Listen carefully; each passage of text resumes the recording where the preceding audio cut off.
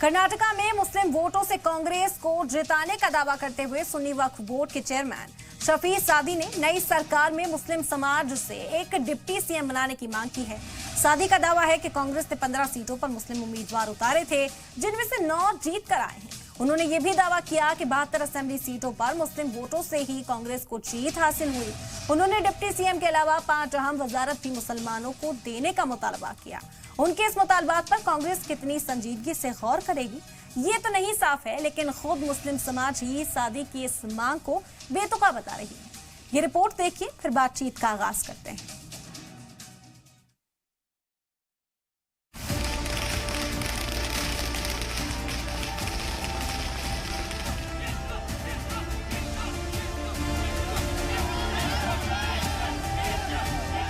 कर्नाटक इंतखाबात के नतीजों के 5 दिन बाद कांग्रेस ने सीएम के नाम पर फाइनल मोहर लगाई। पार्टी के कद्दावर लीडर सिद्धरामैया सूबे के अगले वजीर आला होंगे और 20 मई को वो अपने ओहदे और राजदारी का हलफ लेंगे। वहीं सीएम की रेस में शामिल डीके शिव कुमार नायब वजीर आला होंगे। कांग्रेस ने कर्नाटक में 135 सीटों पर जीत का परचम लहराकर मुकम्मल अक्सरियत हासिल की। कांग्रेस ने इंतखाबात में 12 मुस्लिम उम्मीदवारों को भी टिकट दिया था, जिसमें 9 उम्मीदवार कामयाब भी हुए। इसी बीच कर्नाटक वक्फ बोर्ड के चेयरमैन शेख सादी ने भी मुतालबा किया। शेख सादी की मांग है कि मुस्लिम समाज से भी एक डिप्टी सीएम और 5 वजीर हों। हमारा सुन्नी उलमा बोर्ड का आज का प्रेस कॉन्फ्रेंस का बड़ा मुतालबा ये है, एक डीसीएम मुस्लिम को बनाना है, 9 एमएलए से एक 5 मिनिस्टर्स भी बनाना। पूरा कर्नाटक को मालूम है कौन कौन काम करे, वो पार्टी ने वो देख के उनका काम कैसा ले सकते, वो पार्टी देख के उनको देख के ये देना जरूरी है। रियासत कर्नाटक के मुसलमानों ने एक इत्तेहाद के साथ कांग्रेस पार्टी को वोट दिया है। आज हमें उनसे ये मुतालबा है और हमारा ये हक भी बनता है कि आज हम कांग्रेस पार्टी से ये मुतालबा करें कि मुसलमानों को किसी भी तरीके से अच्छी मिनिस्ट्री दी जाए। जैसे कि अभी कन्नड़ा मीडिया के ज़रिए से हमने पैगाम दिया, हम उर्दू मीडिया के ज़रिए से पैगाम देना चाहते हैं कि कम से कम अच्छी मिनिस्ट्री कांग्रेस पार्टी मुसलमानों को 5 मिनिस्ट्री होना चाहिए और डिप्टी सीएम ज़रूर एक मुसलमानों का होना चाहिए। शेख सादी की इस मांग पर मुस्लिम समाज में मुखालफत शुरू हो गई है। लोग सवाल उठा रहे हैं कि मुल्क भर की रियासतों की सरकारों में शामिल वजीरों ने कौन से मसाइल हल कर लिए जो अब कर्नाटक में वजीर बनाने की मांग उठ रही है। ऑल इंडिया उलमा मशाइख बोर्ड के सरपरस्त सैयद मोहम्मद अशरफ किचौचवी ने कहा कि हमें ओहदे की भीख मांगने के बजाय समाज की तरक्की और तामीर के लिए आवाज उठानी चाहिए।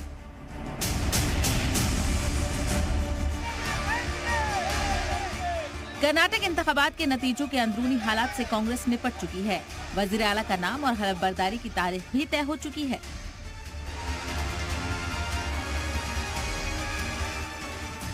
ऐसे में मुसलमानों की इस मांग पर ज्यादा असर नहीं है, लेकिन मिल्लत के ज्यादातर रहनुमा इसे बेतुकी मांग बता रहे हैं। ब्यूरो रिपोर्ट, जी मीडिया।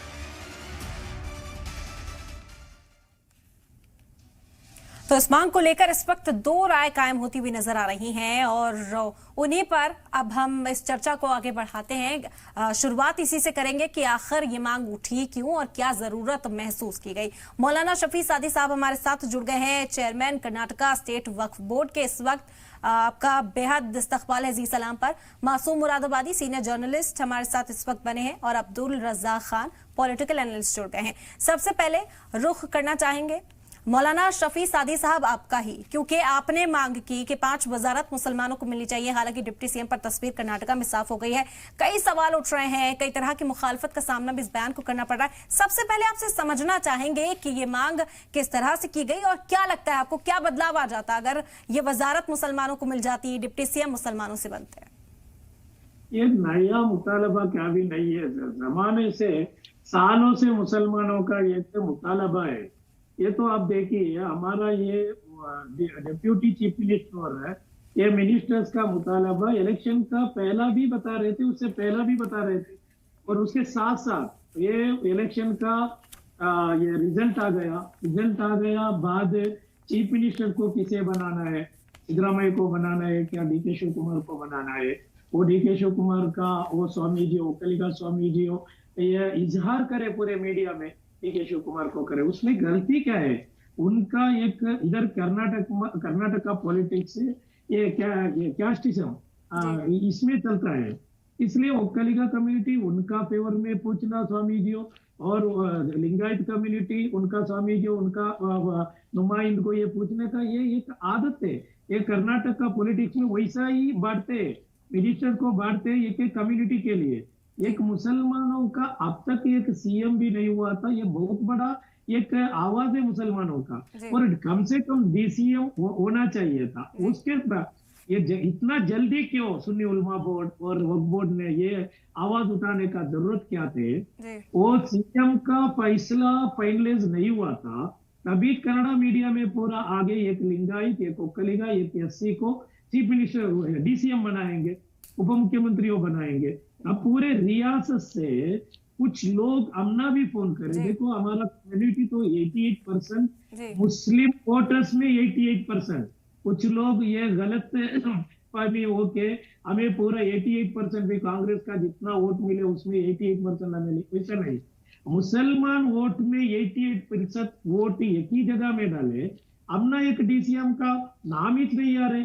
हमारा MLA लोग भी मुझे उतना ये क्या तजुर्बा का लोग है, उनको क्यों नहीं ये कर सकते? सवाल तो मौलाना साहब ये उठ रहा है ना कि अगर ये जो जिम्मेदारी है ये दी जाती है तो फिर बदलाव क्या होगा? क्योंकि पहली बार तो नहीं किसी वजारत में मुस्लिम के शामिल होने की मांग की जा रही है, मुसलमान वजीर मुल्क के मुख्तलिफ हिस्सों में देखे जाते हैं, लेकिन फर्क क्या पड़ेगा, ये सवाल अब उठने लगा है। क्या फर्क क्या पड़ा? आपका सवाल क्या है शफी सादी साहब? क्योंकि हमने देखा कि ऑल इंडिया उलमा मशाइख बोर्ड की भी अगर बात करें वो मुखालफत कर रहे हैं इस फैसले की। उन्होंने कहा कि हमें नहीं चाहिए डिप्टी CM, मुस्लिम नुमाइंदगी अगर काबीना में हो भी जाती है फिर भी मुसलमानों की जो सूरत हाल है उसमें तो कोई फर्क देखने को नहीं मिलता।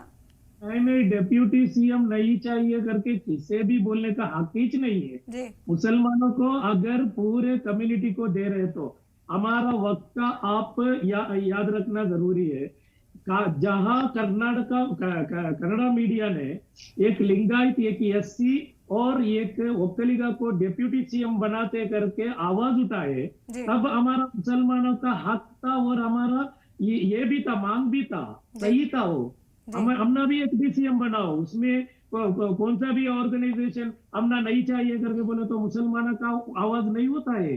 मुसलमानों को एक DCM चाहिए, अभी भी बोलेंगे, लेकिन तो अब तो हालात क्या है, एक DCM को बना रहे, इसमें हमें भी क्या भी एतराज नहीं है। अच्छा। अगर नहीं तो हर एक कैस्ट को ये DCM बना रहे, मुसलमानों को क्यों नहीं बना सकते? अच्छा। बनना जरूरी है।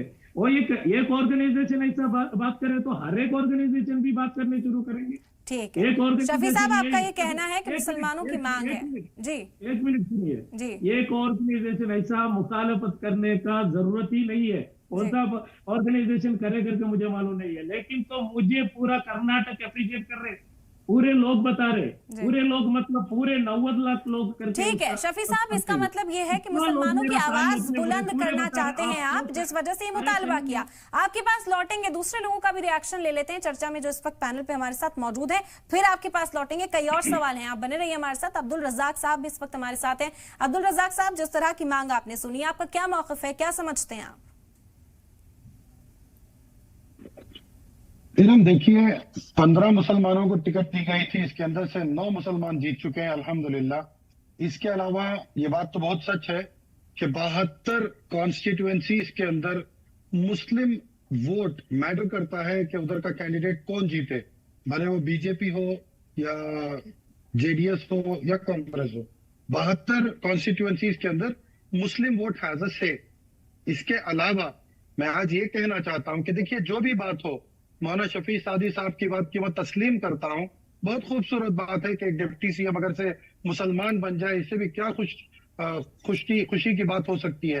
अलावा इसके मैं ये भी कहना चाहता हूं कि अगर से 5 वजीर, 5 मिनिस्टर्स अगर मुसलमानों को दिया जाए तो मुस्लिम कम्युनिटी के अपलिफ्टमेंट के अंदर बहुत हमको फायदा हो सकता है। लेकिन इन बातों के लिए एक स्ट्रैटेजी होती है। ये स्ट्रैटेजी क्या होती है कि शफी सादी साहब को चाहिए था कि ये जाते और कांग्रेस के बड़े बड़े नेताओं से पर्सनली मिल करके इस बात को रखते, ना कि मीडिया को बुलाकर बीजेपी के लिए 2024 के लिए एक एजेंडा बनाकर थाली में परोस देते। आप शहजाद पूनावाला का ट्वीट उठा करके देखिए, आप अमित मालविया का ट्वीट उठा करके देखिए, ये लोग तो अभी से शुरू हो गए। देखिए, हमने नहीं कहा था कि कांग्रेस अपीसमेंट पॉलिसी मुसलमानों के साथ कैसी करती है। आज डिप्टी सीएम की बात हो रही है और ये बात कहना कि मुसलमानों के वोट से आज कर्नाटक में कांग्रेस जीती है, ये झूठ बात है, ये सरासर गलत बात है, ये नाइंसाफी है। जबकि डीके शिव कुमार साहब ने खुद कहा ये कलेक्टिव एफर्ट है, मेरे अकेले से कुछ नहीं हुआ। यहाँ पर दलितों ने कांग्रेस पार्टी को इसलिए वोट दिया कि दलितों के बड़े लीडर मल्लिकार्जुन खड़गे जी को एआईसीसी का चीफ बनाया गया। अब लिंगायतों ने कांग्रेस पार्टी पर भरोसा किया, कांग्रेस पार्टी को वोट दिया। किस लिए? जगदीश शेट्टर और लक्ष्मण सवादी जो फॉर्मर चीफ मिनिस्टर और डिप्टी चीफ मिनिस्टर रहे, बीजेपी के इतने बड़े बड़े लीडर्स जब बीजेपी को छोड़कर कांग्रेस में आ गए तो इसकी वजह से लिंगायत वोट का स्विंग कांग्रेस पार्टी की तरफ हुआ। अब रही बात वक्कलीगा वोट, ये जो 3 बेसिक कम्युनिटीज है, दलित, मुस्लिम, वक्कलीगा, लिंगायत, वक्कलीगा वोट कांग्रेस को किस लिए आया? वो इसलिए आया कि डीके शिव कुमार इस राज्य के अगले मुख्यमंत्री हो सकते हैं और वो वक्कलीगा है, इसकी वजह से वक्कलीगा वोट आया। अब हर कोई अपना पाउंड ऑफ फ्लैश पूछने लगे कि हमारी वजह से हुआ, आप हमको वोट दीजिए, हमारी वजह से हुआ, हमको मिनिस्ट्री दीजिए। अगले जो हमारे सामने राजस्थान है, मध्य प्रदेश है, छत्तीसगढ़ है, अब्दुल रज़ाक तेलंगाना साहब, है, लेकिन ये तो एक मिजोरम है। कलेक्टिव एफर्ट है ना। अगर इस तरह से मांग की जाएगी तो हर तबके का अपनी मांग रखेगा सामने, डिप्टी सीएम होना चाहिए। इस तरह से तो 11-12 डिप्टी सीएम एक रियासत में देखने को मिलेगा, तो फिर इस मसले को कैसे हल किया जाएगा? बहरहाल आपके पास लौटेंगे, मासूम मुरादाबादी साहब भी हमारे साथ इस वक्त बने हुए हैं। मासूम साहब, आपसे समझना चाहेंगे, कैसे देखते हैं आप, क्या जरूरत महसूस करते हैं कैबिनेट में जगह हो मुसलमानों की, डिप्टी सीएम मुसलमान हो, आवामी मसाइल जो मुसलमानों के, उनकी आवाज तो फिर भी बुलंद नहीं होती? हमारे मुल्क का एक बहुत बड़ा अलमिया ये है कि इसमें डेमोक्रेसी और फ्रीडम ऑफ एक्सप्रेशन का फायदा उठा करके लोग, ऐसे लोग भी सियासत में अपनी राय देने लगते हैं जिनको सियासत की कोई समझ नहीं होती। हर आदमी का एक फील्ड होता है जिसमें वो काम करता है, वो चीजों को जानता है, लेकिन इस किस्म की बातें अक्सर सामने आती हैं कि बहुत से ऐसे लोग खुदाई फौजदार के तौर पे सामने आते हैं जो मसाइल को उलझाने की कोशिश करते हैं, और मसाइल को उलझाने वाले लोगों का कोई ना कोई वेस्टेड इंटरेस्ट पीछे होता है। कर्नाटक की जो कामयाबी है, दरअसल वो सेकुलरिज्म की कामयाबी है, वो किसी मजहब की कामयाबी नहीं है या किसी खास फिरके के लोगों की कामयाबी नहीं है। कांग्रेस की कामयाबी में तमाम तबकों का, समाज के बिला तफरीक मजहब और मिल्लत सबका रोल है। उसे आप किसी एक फिरके की या किसी एक कम्युनिटी के खाने में रख करके अगर आप देखेंगे तो कोई बेहतर नतीजा बरामद नहीं होगा जी।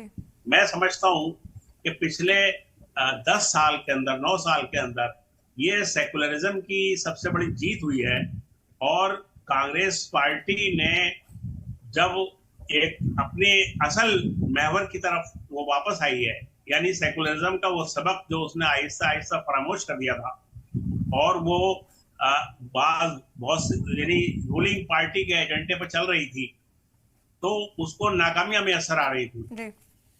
कांग्रेस की बुनियाद जो है, कांग्रेस कोई आज की पार्टी तो नहीं है, कांग्रेस तो आजादी से पहले इसने आजादी की जंग लड़ी और बड़े बड़े अजीम लीडर इसमें पैदा हुए। उनका एक ही मंत्र था और वो था सेकुलरिज्म और सोशलिज्म, यानी समाज के अंदर तमाम तबकों को मिलाकर के आगे बढ़ाने का काम वो लोग करते थे। लेकिन आजादी के बाद हुआ ये कि जब पुरानी क़यादत खत्म हो गई तो नई क़यादत जो आई वो बहुत शॉर्ट साइटेड थी।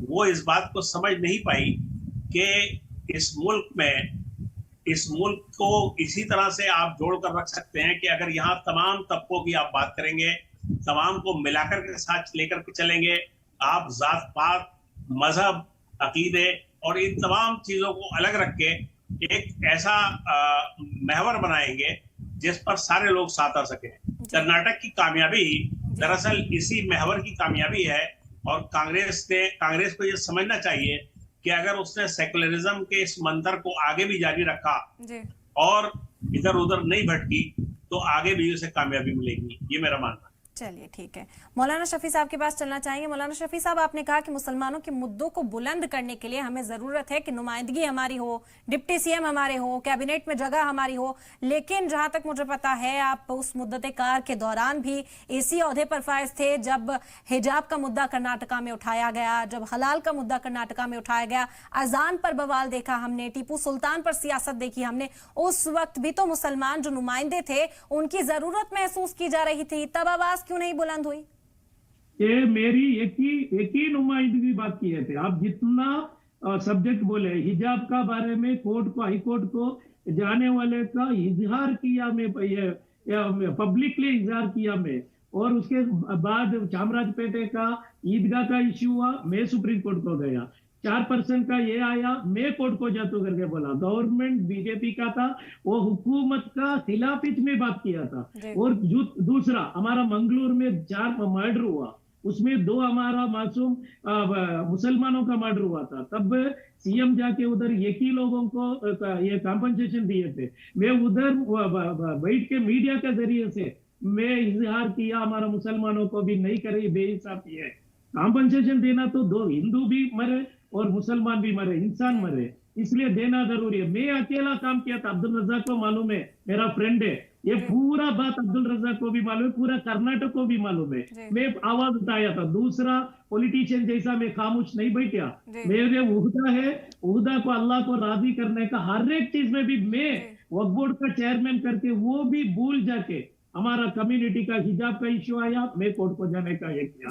सामराज्य इश्यू आया कि अगर कोर्ट के बाहर इस मामले पर आवाज बुलंद की जाती, बैठकर बातचीत की जाती तो शायद हल हो जाता। कई ऐसी तालिबात है हमने देखा कर्नाटका के अंदर जिन्होंने एग्जाम्स तक नहीं दिए, जिनके जो साल है, जिनकी जो पढ़ाई है वो मुतासिर हुई है, उस तरह से आवाज बुलंद नहीं हुई कर्नाटका के अंदर। बार बार ये मांग की जाती रही कि नुमाइंदों की कमी है, आवाज बुलंद करने की जो जरूरत महसूस की गई थी, बच्चों के साथ कोई खड़ा नहीं दिखा, बार बार ये शिकायतें देखी गई थी।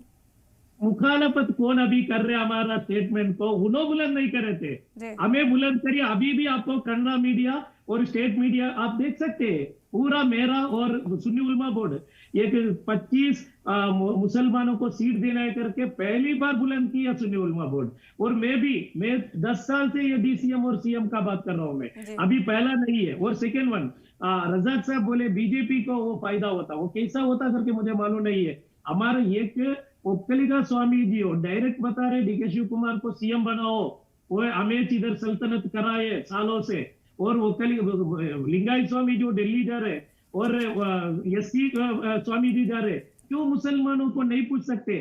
कम से कम एक याद करा सकते ना। और रही बात ये है कलेक्टिव वोटिंग, मैं 100% उसका सहमत हूँ, कलेक्टिव वोटिंग हुआ था। मैं बताना मेरा ये आर्ग्यूमेंट इतना है, 80% मुसलमानों को वोट भी मिले करके, दूसरे को वोट नहीं मिले करके नहीं बता रहा हूँ। 1 मिनट, सेकेंड वन, सेक्युलरिज्म का बात आ रहे हैं। मेरा देखो 20 साल से कर्नाटक का अंदर हिंदू मुसलमानों का भाईचारा का, हिंदू मुसलमानों को सौहार्द का स्पीच बयान में दिया, मेरा पूरा यूट्यूब दे सकते, हर एक हिंदू मुसलमानों को भाईचारा के लिए और उनका इत्तिफाक के लिए मैं जितना स्पीच कर को हूँ, हजारों जगह में मैं स्पीच कर को हूँ, उसका भी जरूरत हमना सिखाने का जरूरत नहीं है। ये तो देखो, ये कर्नाटका मुसलमानों का ऊपर हमेशा बेइंसाफी वो को है, हमारा मुस्लिम लीडर्स का ऊपर भी। मैं आपको पूछ रहा हूँ, देखो जितना बड़ा लीडर थे हमारा जाफर शरीफ साहब, जितना बड़ा लीडर थे रहमान खान साहब, जितना बड़ा लीडर थे हमारा सीएम इब्राहिम साहब, सब कहाँ है? मैं पूछ रहा हूँ। अभी देखो जमीर अहमद साहब और एडने आरिफ साहब, तनवीर सेठ साहब, बड़े बड़े लीडर है, कौन सा भी इसमें उनको नहीं ले रहे, इसलिए याद करना जरूरी है। हमना उम्मीद है नया मेरा फ्रेंड आपको जरूरत महसूस हो रही है शफी साहब, अगर कैबिनेट में जगह मिल जाती तो इन मुद्दों के लिए आवाज बुलंद की जा सकती है, आगे की जो सूरत हाल है मुसलमानों की वो बेहतर हो जाएगी। लेकिन जो सूरत हाल अब तक चली आई है मुसलमानों की, उस पर सवाल उठ रहा है। नहीं, दूसरी देखो, सिर्फ एक डीसीएम और 5 मिनिस्टर का हमारा मुतालबा सिर्फ नहीं था, हमारा मुतालबा 4% वापस लेने आने का कांग्रेस लीडर से हमने वादा दिए थे, और 400 करोड़ हमारा बच्चे को स्कॉलरशिप मिलता था, वो भी कट हुआ, वो भी हमें मुतालबा करे। और इनसिक्योर फील हो रहे मुसलमानों को, इसलिए पूरे डर के मुसलमानों ये वोट डाले, इसलिए याद कराने का हमारा जिम्मेदार था एक हुकूमत का सामने। हुकूमत का सामने। और उससे पहला इलेक्शन का पहला भी जो काम करना है हमें पूरे मिलके हमें भी कर चुके हैं। अब पूरे लीडर्स को भी बात कर कोई, अब ये वादा से भी मुस्लिम कोई रिजर्वेशन स्क्रैप आउट करने की जब बात की बीजेपी ने, तो किस तरह से आवाज बुलंद की सर आपने? हाँ, मैच बुलंद किया। पहली बार हमें कोर्ट को जाते करके पूछो, रजाक उधर बैठ रहे, रजाक मेरा साथी है, पूछिए आप। पूरा मीडिया में भी बोला हमें कोर्ट को जाएंगे। मैं सीएम से रिक्वेस्ट किया, लॉ मिनिस्टर से रिक्वेस्ट किया, उन्होंने क्या बताया आपको, ये इसमें वीकर इसमें आपको 10% हमें दे रहे। मैं बोला हमारा सहमत नहीं है, वीकर इसमें सेक्शन में हमें देने का जरूरत ही नहीं है, हमारा 4% नहीं, हमारा 7% देना करके हमारा डिमांड थे। लेकिन तो हमारा 4% तो बरकरार रखना जरूरी है करके मैं इजहार किया। और मीडिया में भी बोला हमें कोर्ट को जाएंगे, कोर्ट को जाने का पूरा सपोर्ट भी मैं किया था। वो कोर्ट को कौन कौन गए थे उन्होंने बोलेंगे। और हिजाब का इश्यू में मैं कितना कोर्ट को, अगर ये क्या मालूम मुझे शाफी सदी को एक RSS एजेंट बनाना, उनका कुछ माइनॉरिटी मुस्लिम का कुछ लोगों का ये ख्वाहिश है, उतना ही है। मैं कौन है करके पूरा नहीं रियासत सर, ये प्लेटफॉर्म इसीलिए हम आपसे बात इसीलिए कर रहे हैं ताकि आपका मौक़िफ़ जान सके, क्योंकि कई सवाल उठ रहे हैं। हिजाब मुद्दे पर नुमाइंदगी की कमी देखी गई, जिसकी वजह से कई ऐसी तालिबात हैं जिनका पूरा साल क्या जो आगे का मुस्तकबिल है वो भी मुतासिर नजर आया। नुमाइंदगी की कमी हमने महसूस की, इसी वजह से तो ये सवाल उठ रहा है कि अगर अब वजीर भी बना दिए जाएंगे तो क्या बदलाव आ जाएगा हालात में? भाई किसी कमी महसूस हुए आप रजाक को पूछिए। मैं पूरा कर्नाटक में कौन की कांग्रेस का लीडर्स, दूसरा लीडर्स हमारा कम्युनिटी का लीडर्स कौन भी आवाज नहीं उठाए। मैं माइनॉरिटी कमीशन चेयरमैन को बोला आपका भी जिम्मेदार बनता है, आप उठाना, कौन भी मीडिया के सामने नहीं आए। मेरा वक्फ बोर्ड का काम छोड़ के ये पूरा मैं उठाया। अब्दुल रज़ाक साहब, आपसे समझने की कोशिश करते हैं, क्योंकि आप बतौर पॉलिटिकल एनालिस्ट हमारे साथ इस वक्त जुड़े हुए हैं, इसी वजह से ये सवाल आपसे कर रहे हैं कि जिस तरह की सूरत हाल इस वक्त देखी जा रही है, जो हालात हैं, जो इश्यूज रेज किए गए कर्नाटका के अंदर मुसलमानों से जुड़े हुए, चाहे हिजाब का मुद्दा हो, टीपू सुल्तान को लेकर काफी सियासत हमने देखी थी, अभी मुस्लिम रिजर्वेशन को लेकर कई सवाल उठे थे। क्या नुमाइंदगी में जो थी कमी थी, क्या नुमाइंदगी उतनी बुलंद की गई थी मुसलमानों की ओर से, और अब क्या तब्दीली देख रहे हैं? अगर कैबिनेट में जगह मांगते हैं तो क्या सूरत हाल में बदलाव आ जाएगा? देखिए, अल्हम्दुलिल्लाह कर्नाटक का मुसलमान महफूज था, महफूज है, हमेशा महफूज रहेगा। ये नफरत पसंद बीजेपी वाले जितना भी कर ले, माशाल्लाह हमारे यहाँ एक लीडर है BZ जमीर अहमद खान साहब, वो कोई चीफ मिनिस्टर से कम नहीं है माशाल्लाह। आप हिजाब का मसला ले लें, आप चामराजपेट ईदगाह का मसला ले लें, आप भले रिजर्वेशन का मसला ले लें, पहली फुर्सत में दिल्ली जाकर जो लॉयरों को मिलना है, जिस तरीके का मुसलमानों के फायदे के लिए जो फैसला लाना है सुप्रीम कोर्ट से, माशाअल्लाह वो फैसला लेकर के बेंगलुरु आए हैं। मैं बहुत करीब से उनको जानता हूं, हर मुद्दे पर उन्होंने काम किया है।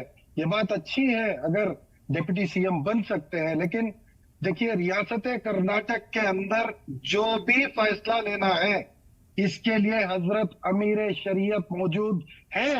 इनके अलावा कोई उठ करके बात करे ये मंजूर नहीं है। हमारे यहाँ कोई तफरीक उलमा के बीच में ना आज तक थी, ना अब है, ना आगे हो सकती है। कोई उलमा बोर्ड अगर उठ करके आज बोल रहा है, जो भी मुसलमानों के फायदे के लिए भी अगर बात कर रहा है, तो उनको चाहिए कि सबसे पहले जा करके हजरत अमीर शरीयत से मिले, उनके तरफ से कोई बात आए तो वो चीज रियासत के मुसलमानों के लिए मान सकते हैं। इनके अलावा कोई अगर उठ के बात करे तो वो काबिल मंजूर बिल्कुल नहीं है। अब्दुल रज़ाक साहब, लेकिन मुसलमानों की बेहतरी के लिए बात की जा रही है, उनका तो सवाल है कि इससे कैसे तब्दीली आ जाएगी सूरत हाल में। जो मुसलमान इस वक्त मुतासिर नजर आ रहा था, जो तबका, उसको कैसे बदल देंगे? खास मेहमान जुड़े हुए हमारे साथ और तमाम सवालों के जवाब तलाशने की इस वक्त हम कोशिश करें कि क्या सूरत हाल में बदलाव होगा, क्योंकि सबसे जरूरी जो है वो मुसलमानों के हालात में बदलाव हो, मुसलमानों की तरक्की हो, मुस्तकबिल रोशन हो, दूसरे की बराबरी कर पाए, सिर्फ यही चाहत है। और इसी वजह से कोशिश यही कर रहे हैं कि किस तरह से इसमें बदलाव हो पाएगा वो समझ पाए। इस वक्त मासूम साहब भी हमारे साथ लगातार बने हुए हैं। मासूम साहब, आपसे समझना चाहेंगे, कर्नाटका की आवाम है, जो इस वक्त मुद्दे हैं मुसलमानों के सामने, क्या आपको लगता है किस तरह से उन्हें हल किया जाएगा? क्या नुमाइंदगी हो जाना सरकार में महज हल हो जाएगा उन मुद्दों का? देखिए, जो माजी के तजर्बात हैं वो हमें ये बताते हैं कि चाहे सेंटर में हो या स्टेट में है, जो वजीर बनते हैं, चाहे वो 1 बने, चाहे वो 5 बने, चाहे वो 10 बने, उन वजीरों से मुसलमानों को मजबूरी तौर पर कोई फायदा नहीं होता है। फायदा दरअसल उनके हाशिया बरदारों को होता है। हर वजीर के इर्द गिर्द कुछ ऐसे लोग लग जाते हैं जो अपने वेस्टेड इंटरेस्ट पूरे करते हैं, अपने फायदे उठाते हैं, और वही उनको घेरे रहते हैं। वो आवाम से उनका रिश्ता बाकी नहीं रहने देते। इसका नतीजा ये होता है कि अवामी मसाइल, जो मुस्लिम आवाम के बुनियादी मसाइल है, उस पर बयानबाजी तो बहुत होती है और बहुत लीडरी भी बहुत होती है, लेकिन मसाइल हल नहीं होते। यही वजह है कि आज सबसे ज्यादा जो मुसलमानों का मसला है वो ये है उनकी क़यादत, उनका मसला। इतने कायदीन हैं मुसलमानों के अंदर, जितने मसाइल हैं उतने ही कायदीन हैं। मिनिस्टर, आप डिप्टी चीफ मिनिस्टर की बात कर रहे हैं, आप मिनिस्टर की बात कर रहे हैं। यहाँ तो चीफ मिनिस्टर मुसलमान रह चुके हैं। महाराष्ट्र का चीफ मिनिस्टर मुसलमान रहा, आसाम का मुसलमान रहा, बिहार का चीफ मिनिस्टर मुसलमान रहा, कश्मीर का तो मुस्तकिल मुसलमान ही होता है, लेकिन मसाइल तो सब जगह मौजूद है। बिल्कुल। मसले का हल ये नहीं है कि आप किसी मुसलमान को चीफ मिनिस्टर बनाइए या उसे मिनिस्टर बनाइए। मुझे तो आज तक ये नहीं महसूस होता कि किसी चीफ मिनिस्टर ने या डिप्टी चीफ मिनिस्टर ने या मिनिस्टर ने मुसलमानों का भला किया होगा। वो ज्यादातर अपना भला करते हैं, अपने लोगों का भला करते हैं और अपने इंटरेस्ट पूरे करते हैं। इसलिए मैं इसको कोई मौजू नहीं मानता हूँ। अब आज सेंटर में कोई भी एक मुसलमान वजीर नहीं है। आप देख रही हैं कि सेंट्रल गवर्नमेंट में कोई मुसलमान वजीर नहीं है। ये पहली बार है मुल्क की तारीख में, मुल्क की 75 साल की तारीख में ये पहली ऐसी काबीना है जिसमें कोई मुसलमान वजीर नहीं है। तो ऐसा क्यों है जी? और इस पर गौर करने के और बहुत सारे पहलू हैं। ठीक है, एजेंडा किसी का कुछ भी हो सकता है। बिल्कुल बिल्कुल। सवाल इसीलिए उठा रहे हैं मासूम साहब, सवाल इसीलिए किया कि क्या ये हल हो सकता है किसी चीज का, क्योंकि हाशिए पर मुसलमान हम देख रहे हैं, तालीम हो, तरक्की हो, तिजारत हो, हर चीज में सवाल है इस वक्त मुसलमानों के जहन में कि आखिर खुद को कैसे साबित करें। इस वक्त यूनुस मोहानी साहब भी जुड़ गए हमारे साथ, सेक्रेटरी हैं ऑल इंडिया उलमा और मशाइख बोर्ड के। बहुत खैर मकदम है, जी सलाम पर यूनुस साहब आपका। और इस वक्त तमाम पैनलिस्ट जुड़े हुए हमारे साथ, और मांग भी आपको पता है किस तरह से की गई है शफी सादी साहब की ओर से भी, वो भी हमारे साथ चर्चा में शामिल है कि डिप्टी सीएम बने, वजारत मुसलमानों को दी जाए जिससे मुसलमानों की तरक्की हो सके, फलाह बहबूद के लिए काम हो सके। क्या महसूस करते हैं? देखिए, फैज अहमद फैज साहब का एक शेर है, एक नज्म का, जो कहते हैं जब सब सफ़ें सीधी हो जाएंगी, जब सब झगड़े मिट जाएंगे, तब हम इस देश के हर एक झगड़े पर एक लाल सितारा मांगे। अभी तो वक्त नहीं है ना कि बेमकसद की बातें की जाएं कि हमें डिप्टी सीएम का पद चाहिए या हमें 5 वजारती ओहदे चाहिए। इनका मतलब क्या है? एक तो पहली तो चीज हमें ये समझनी पड़ेगी कि कोई कॉन्स्टिट्यूशनल वैल्यू नहीं है उसकी, उसका कोई कॉन्स्टिट्यूशनल सीन नहीं है। जो डिप्टी चीफ मिनिस्टर है वो एक कैबिनेट मिनिस्टर जैसे होता है वैसे ही कैबिनेट मिनिस्टर है। तो हम ऐसी मांगे क्यों कर रहे हैं? दरअसल हमें देखना होगा कि मुल्क के हालात क्या है। सबसे पहली चीज ये है कि मुल्क में जिस तरह से नफरत स्प्रेड हो रही है उसे कैसे रोकेंगे। हम कहीं ऐसा तो नहीं है कि हम हथियार बने जा रहे हैं। हम जो नफरत को बढ़ाने वाली ताकतें हैं, कहीं उनके लिए ऐसा काम तो नहीं करे जा रहे हैं। बेख्याली में हम किसी पे इल्जाम तराशी नहीं करना चाहते। हम किसी की मांग को ये नहीं कह रहे हैं कि उनका कोई अलग से उनका इंटरेस्ट होगा या कुछ होगा। हम जिस बातें नहीं कर रहे हैं, हम किसी पर भी इल्जाम नहीं लगा रहे हैं, लेकिन हम एक सवाल कर रहे हैं। सवाल ये है कि क्या एक वजारत से या एक डिप्टी सीएम के ओहदे से क्या हमारे मसाइल हल हो जाएंगे? तो जवाब होगा नहीं। हम उत्तर प्रदेश में देख चुके हैं, मैं खुद उत्तर प्रदेश से आता हूं और हम उत्तर प्रदेश में देख चुके हैं। मुजफ्फरनगर जब दंगा हुआ तो कितने एमएलए थे हमारे, कितने मिनिस्टर्स थे हमारे, लेकिन क्या उनमें से किसी एक में भी इतनी कुव्वत थी कि वो खड़े होके हमारे हक की बात बोल रहा? शायद नहीं। हमें जवाब ना में मिलेगा। तो क्या हमें इससे सीखना नहीं चाहिए? इससे बेहतर तो ये है कि हम जो समाज में, देखिए, सिर्फ जब हम कौम की बात करते हैं तो कौम में सिर्फ हम मुसलमान की बात नहीं कर रहे होते हैं, हम कौम की बेहतरी के लिए काम करने की बात करें। हम गवर्नमेंट जो भी बनने जा रही है, अगर हमने उसका साथ दिया है और वही गवर्नमेंट आ रही है जिस पार्टी के साथ हम गए हैं या जिस पार्टी को हमने समर्थन दिया है, अगर उसकी गवर्नमेंट बनने जा रही है, तो हम अगर उनसे ये कहें कि हमारे लिए आपके पास नीतियां क्या हैं, आप हमें ये बताएं, हम जिन नीतियों पे आपने हमसे समर्थन लिया है कि आप उन पे काम करेंगे कि नहीं करेंगे। मुद्दा ये है, ये मुद्दा नहीं है कि हमें वजारत चाहिए या हमें डिप्टी सीएम चाहिए। इसीलिए हमारे प्रेसिडेंट ने भी ये बात कही कि ये भीख नहीं मांगनी है हमें ओहदों की, और बिना किसी पर इल्जाम लगाए। बिल्कुल। मौलाना शफी साहब, आपने सुना किस तरह के तर्क रखा गया, क्या कहना चाहेंगे? यस, ये तीन चीज़ है। एक तो हमारा रजाक साहब ने ये बताया ज़मीर साहब का खिदमत का बारे में। मैं तो ये बताया, मैं उहदा में बीजेपी गवर्नमेंट थे, बीजेपी गवर्नमेंट का एक पार्ट ऑफ द गवर्नमेंट था वक्फ बोर्ड था, अभी है वैसा ही है। वो चेयरमैन वक्फ बोर्ड चेयरमैन उहदा में बैठकर में हुकूमत का खिलाफ बात किया करके, कम्युनिटी का जब ये आया। जमीर अहमद साहब बहुत बात ये खिदमत कर चुके हैं, मैं 120% उसको सहमत हूँ। ये हमारा जो हमारा रजाक साहब बोले वही ये इसका हमारा चामराजपेट ईदगाह में रात दिन उन्होंने काम करे, वैसा रहमान खान साहब मीटिंग करे, दीगर हमारा कांग्रेस लीडर्स ने इसका बारे में सब मीटिंग सब कर चुके हैं। उसके साथ साथ अभी अमीर शरीयत का बात हुआ, वो हमारा अंदरूनी का बात है, मैं ये मीडिया में सब बात करना नहीं चाहूंगा। जो अमीर शरीयत का रेस्पेक्ट है अपना जगह पे बहुत बड़ी है। मैं भी अमीर शरीयत को एक मिनट सुनिए, उसके मतलब ये नहीं है सुन्नी उलमा बोर्ड क्या भी नहीं है, सुन्नी उलमा बोर्ड भी अपना जगह पे वो भी बहुत रेस्पेक्टेड है और दूसरे लोग भी चाहने वाले भी है। इसलिए मैं इंशाल्लाह वो ये डिबेट मीडिया में अच्छा नहीं है, मैं रजाक साहब से इंशाल्लाह मैं इधर आए तो मैं बात करूंगा। और सेकेंड वन, अभी तो ये क्या हमारा मांग इतना ही है, सोशल जस्टिस, दूसरे कम्युनिटी सब डीसीएम को मांग रखे, मुतालबा रखे, एक लिंगायत, एक ओक्कलिगा, एक एससी को सीएम देने का पूरा मीडिया में आने का टाइम सुन्नी उलमा बोर्ड ने क्या बोले, हमारा मुसलमानों को भी सवाल तो यही है, फिर सब कम्युनिटी बोलेगी कि हमें अपना अपना डिप्टी सीएम चाहिए। कलेक्टिव वोट की बात की आपने, कहा कि कांग्रेस, सर आपका ही बयान मैं सुन रही थी, आपने कहा कि कांग्रेस को शुक्रिया अदा करना चाहिए क्योंकि मुसलमानों ने सपोर्ट किया। डेमोक्रेसी है, एक जो अपना पसंदीदा नुमाइंदा होता है उसे तो वोट किया ही जाता है। अलग से क्या एहसान किस तरह से मुसलमान नहीं दिखाना चाहते, वो अपने हुकूक की जो बुनियादी हुकूक हैं उसकी बात करना चाहते हैं। ओके, बुनियादी हुकूक की सिर्फ मुसलमानों को ऊपर ही रहते क्या? दूसरा कैश को कौन सा भी नहीं रहते जी? ये कौन सा बात है? ये 70 साल से हमें सुन रहे हैं जी। हमें तो हालात में तब्दीली क्यों नहीं हो रही, यही तो मेरा सवाल है कि अगर वजीर बना भी दिए जाते तो क्या हालात बदल जाएंगे?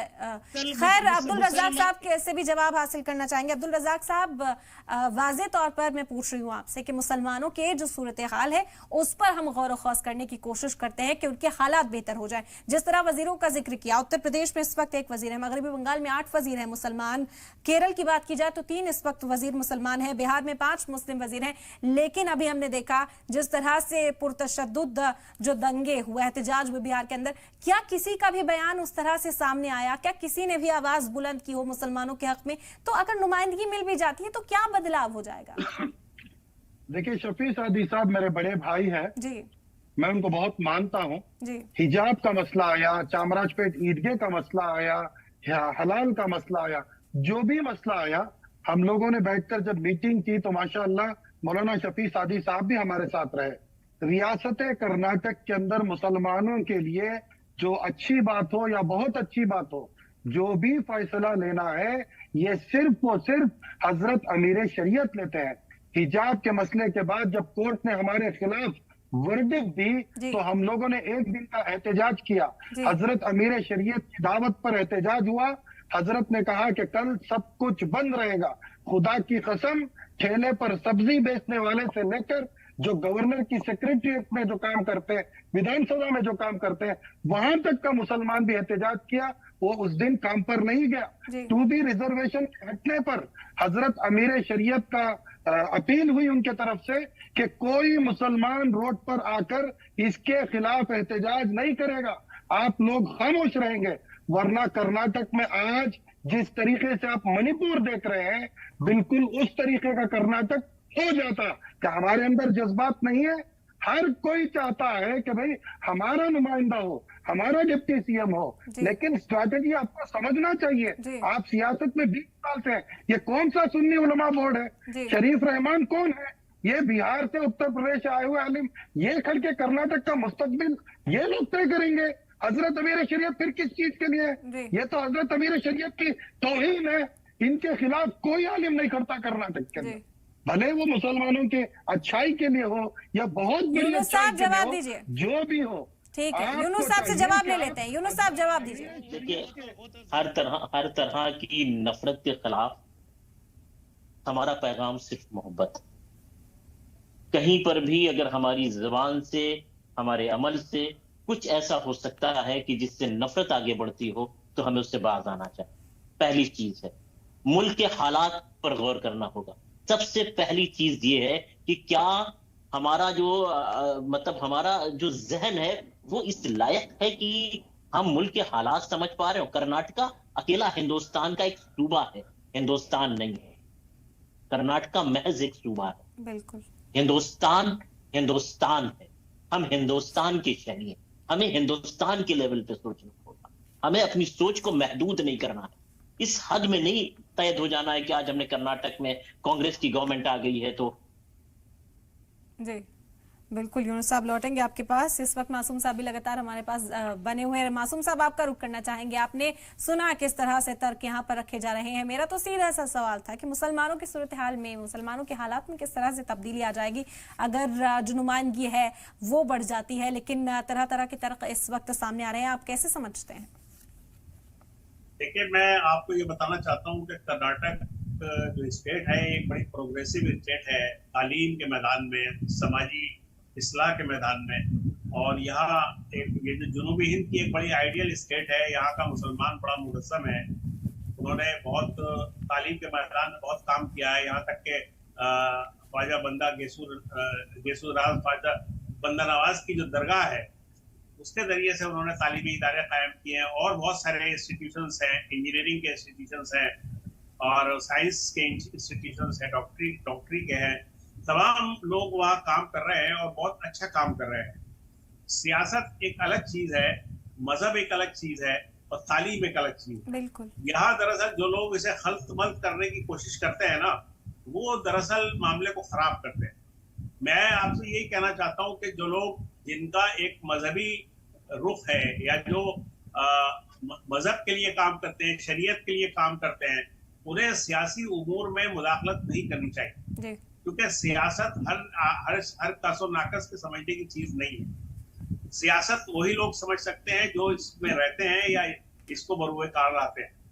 रही बात इस तरह से, अब एक हुकूमत आपके यहाँ आई है जो आपके इस तरह से मतलब जो इंसाफ के और मासूम साहब, एक छोटा सा सवाल है कि हम कह रहे हैं कि कलेक्टिव वोट किया, लेकिन ये भी कहा जा रहा है कि मुसलमानों का फिर शुक्रिया अदा होना चाहिए, कांग्रेस को शुक्रगुजार होना चाहिए कि मुसलमानों ने कलेक्टिव वोट किया, जिसकी वजह से कर्नाटका में इस वक्त कांग्रेस की जो सरकार है वो आई है। कैसे आप इसे देख रहे हैं? क्योंकि डेमोक्रेसी है, अपने पसंदीदा नुमाइंदे को चुनने का हक सभी का है। ऐसे में एहसान गिनवाना या फिर शुक्रिया अदा करवाना कैसे तस्लीम करते हैं आप इसे? देखिए, ये शुक्रिया अदा करना जो है ये बड़ी चीज है, बड़ी बेमानी बात। ये तो कांग्रेस ने खुद इस बात को तस्लीम किया है कि उसको समाज के तमाम तबकों ने, तमाम गरीबों ने, दलितों ने, अक़लियतों ने, सबने मिलकर के वोट दिया है। और कांग्रेस की यही असल ताकत है। मैंने आपसे शुरू में कहा था कि कांग्रेस ने इतने बरसों तक इस मुल्क में जो हुकूमत की वो इन्हीं तबकों की बुनियाद पर की। लेकिन जब वो इन तबकों से अलग हटी और उसने एक नरम हिंदुत्व का रुख इख्तियार किया तो उसकी हालत आज इतनी खराब हो गई है। जब भी आप अपने मौक़िफ़ से इनहराफ करेंगे, जब भी आप अपने उसूलों से समझौता करेंगे, जब भी आप सेकुलरिज्म से आप हटेंगे, तो आपकी यही हालत होगी। क्योंकि जो आपका मंत्र है, जो आपकी बुनियाद है, अगर आप बुनियाद से हट गए तो धराशायी हो जाएंगे, ढेर हो जाएंगे। तो इसलिए मैं ये कहता हूं कि इसको किसी खाने में बांट करके इस कामयाबी को, हालात को पेचीदा बनाने की कोशिश की जा रही है। मैं नहीं समझता कि कौन लोग हैं इसके पीछे। और जो मसाइल पिछले दिनों कर्नाटक में पेश आए, चाहे वो हिजाब का हो, चाहे वो हलाल का हो, चाहे वो रिजर्वेशन का हो, ये सब जानबूझ करके पैदा किए गए और हम बदकिस्मती से उनके चुंगल में फंस गए। इन मसाइल को पैदा करने का मकसद ये था कि पोलराइजेशन हो। ये तो बड़ी बात है कि वोट जो है उसकी सबबंदी नहीं हुई, पोलराइज नहीं हुआ वोट। मजहब बुनियाद पे, वो इंटैक्ट रहा मसाइल की बुनियाद पे, सेकुलरिज्म की बुनियाद पे। इसलिए मैं कहता हूँ कि ये एक बहुत बड़ा अचीवमेंट है, इसको सब लोगों को सेलिब्रेट करना चाहिए। और जो ताकतें नफरत फैलाना चाहती हैं, समाज को बांटना चाहती हैं, उनको इससे एक सबक मिला। मुझे नहीं मालूम बिल्कुल बिल्कुल मासूम साहब, दुरुस्त फरमाया आपने। कई और सवाल हैं, उनका भी जवाब तलाशेंगे एक और, क्योंकि चर्चा में सवाल हमने कई उठाए, आपसे जवाब तलाशने की कोशिश भी की है। और मुद्दा यह है कि अब जिस तरह से आप नुमाइंदगी मांग रहे हैं मुसलमानों के हवाले से, क्या आपको लगता है कि इस तरह से तब्दीली आएगी? क्या वो आवाज जो मुसलमान चाहते हैं कि उनके हक में उठाई जाए, जो उनके हुकूक हैं उसके लिए बार बार लड़ाई न लड़नी पड़े, जिस तरह से दूसरे कम्युनिटीज जो हैं वो मुस्तकबिल उनका संवरता हुआ नजर आता है, उनको मौके मिलते हुए नजर आते हैं, मुसलमान उस मेन स्ट्रीम से कब तक जुड़ेगा? मसला ये है। हमारा मैं पहली बार बताया, मुतालबा कभी था। हमारा मुतालबा जब लिंगायत सीएससी और वक्कलिगा स्वामी जी उनका डीसीएम बनाने का को ये करे, ऐलान करे, और कब उनका ये मीडिया में, कन्नड़ा मीडिया में सब आने शुरू हुआ, तब रियासत का हम जिम्मेदार लोग बोले हमारा मुसलमानों को भी मुतालबा रखना है, वो हमारा मुतालबा था। और सिर्फ हमारा मुतालबा वो नहीं है। ठीक है, आपका मुतालबा समझ गया। अब्दुल रज़ाक साहब, आपसे भी जवाब चाहेंगे इस पर। इरम, देखिए, आइंदा चलते 5 अलग अलग रियासतों में इलेक्शंस हैं, जिनकी स्ट्रैटेजीज में मैं भी एक हिस्सा हूं।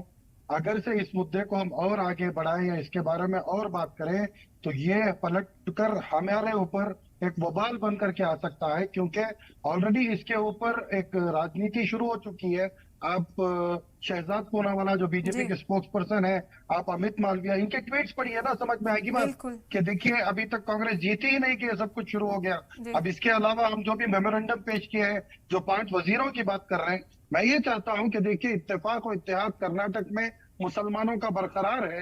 एक हजरत अमीर शरीयत है, जो भी हमारा मुतालबा हो हम जाकर के अमीर शरीयत के पास बात रखें, तो उनकी जानिब से जो भी बात आएगी उसको सारी रियासत मान सकती है। ये वरना कोई यूपी से, बिहार से आए उलमा इकराम यहाँ पर एक बोर्ड बनाकर, ठीक है सर, आपकी बात हमने सुनी। उलमा बोर्ड, क्योंकि वक्त कम है, मासूम साहब से भी लास्ट रिएक्शन चाहेंगे, क्या सोचते हैं मासूम साहब? देखिए, मैं आपको अपनी बात दोहराना चाहता हूं कि ये इस मरहले में जबकि कांग्रेस की गवर्नमेंट वहां बनने जा रही है कर्नाटक में, और मुल्क के अंदर एक बड़ा अच्छा माहौल है, और चारों तरफ जितने भी राइट माइंडेड लोग हैं उन्होंने इसका इस्तेमाल किया है। इस मौके पर कोई भी गैर जरूरी मौजू को उठाना जो है, वो दरअसल उन ताकतों को मजबूत करना है जो मुल्क में नफरत की सियासत को जिंदा रखना चाहती हैं। ये मेरा फाइनल रिमार्क। बिल्कुल, और इसीलिए ज़रूरत भी महसूस की जाती है। ये सवाल लेकर हम इसीलिए पहुंचते हैं, इस चर्चा तक लेकर आते हैं, ताकि मुसलमानों के हालात में तब्दीली देखी जाए। यूनुस साहब भी हमारे साथ बने हुए, वक्त इजाजत नहीं दे रहा। यूनुस साहब, एक छोटा सा जवाब आपसे भी चाहेंगे, लास्ट स्टेटमेंट। नफरत को हराने के लिए हमें जो भी कुर्बानी देनी पड़े हमें देनी चाहिए। हमारा सिर्फ पैगाम मोहब्बत होना चाहिए, क्योंकि हम अल्लाह के नबी के मानने वाले हैं, जहां से पैगाम हमें मोहब्बत का मिलता है। अगर हम मोहब्बत की बात करते हैं और हम मोहम्मद के उम्मती हैं, तो सिर्फ मोहब्बत की बात करेंगे, उसके लिए हर कुर्बानी। बेशक, और इसी वजह से हम हमारा वतन है, सवालों के जवाब भी तलाश रहे हैं, ताकि मुसलमान जो है उसका जो मुस्तकबिल है वो भी इसी तरह से रोशन हो, और आपस में जो भाईचारा था, जो मोहब्बत थी, जो इत्तेहाद हिंदुस्तान का कायम नजर आता है, दुनिया जिसकी मिसालें पेश करती है, वो इसी तरह से रहे।